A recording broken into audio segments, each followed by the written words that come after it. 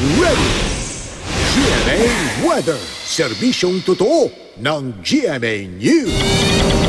Mga kapuso, matapos bahain ang ilang bahagi ng Metro Manila dahil sa thunderstorm kaninang umaga, mababa na po ang tsansa ng ulan sa mga susunod na oras. Pero tataas ulit ito bukas sa maghapon, kaya dapat po maging IM ready pa rin tayo. Patuloy namang umiiral ang hanging habagat dyan sa may western section ng northern at central zone. Kaya asahan ang katamtamang ulan dyan bukas po ng hapon. Posible naman ang mahinang ulan dyan sa may southern Luzon umaga pa lamang. Sa Visayas may hanggang katamtamang ulan dyan sa may western section umaga pa lamang. At sa hapon, buong Visayas na ang makakaranas sa mga pag-ulan. Habang sa Mindanao, maghapong may tsansa ng ulan sa umaga. Hanggang katamtaman naman pong ulan ang maranasan dyan sa may Zamboanga Peninsula at dyan sa may northern Mindanao.